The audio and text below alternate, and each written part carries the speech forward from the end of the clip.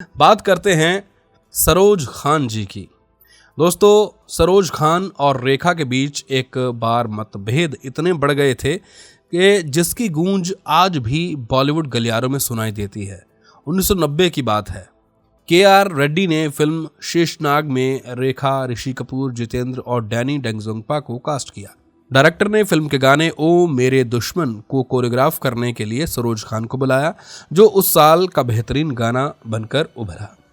हालांकि ओ मेरे दुश्मन गाने की कोरियोग्राफी के दौरान रेखा और सरोज के बीच पंगा हो गया था। गाने के कुछ स्टेप्स को लेकर दोनों की राय अलग अलग थी। फिर बॉलीवुड के दो फेमस सेलेब्स के बीच मतभेद इतने बढ़ गए थे जिससे रेखा की आंखों में आंसू आ गए थे। उस समय आपको बता दूं कि कुछ न्यूज़ पत्रिकाएं थीं जिनमें उनके मतभेद के बारे में बहुत कुछ छपा था। घटना के कुछ सालों बाद एक पत्रिका ने पब्लिश किया जिसमें सरोज खान रेखा के साथ हुई लड़ाई के बारे में विस्तार से बातचीत की गई थी। उन्होंने कहा था, हमारे बीच कोई गलतफहमी नहीं थी, इसलिए मैंने पूछा, रेखा जी, मुझे लगता है कि आपको मुझसे कुछ दिक्कत है, आपको मुझसे परेशानी है। मैंने आपको रिहर्सल के लिए बुलाया, आप नहीं आए और अब आप शूटिंग के लिए आए हैं, लेकिन कह रही हैं कि आप स्वस्थ नहीं हैं। इसलिए आप या तो अपना कोरियोग्राफर बदल लीजिए या फिर प्रोड्यूसर को कह दीजिए कि आप मेरे साथ काम करना नहीं चाहती हैं। कुछ तो गड़बड़ है, आप मेरे साथ काम करना नहीं चाहती हैं।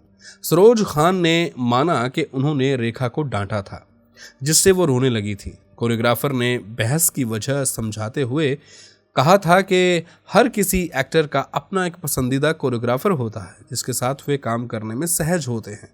सरोज के लिए सिखाने के तरीके से रेखा चूंकि खुश नहीं थी, इसलिए वे उनके साथ काम करने के दौरान ज़्यादा रुचि और लगन नहीं दिखा रही थी।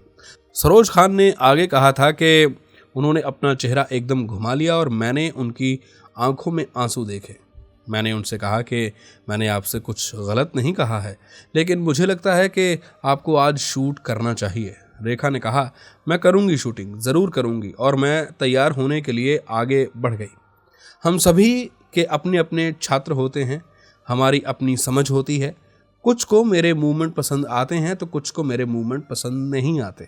रेखा और सरोज के बीच तमाम मतभेदों के बावजूद गाना ओ मेरे दुश्मन अपनी बेहतरीन कोरियोग्राफी के लिए जाना जाता है, जिसमें 69 साल की रेखा ने अपनी सबसे यादगार परफॉर्मेंस दी थी, जिसने इतिहास रच डाला था।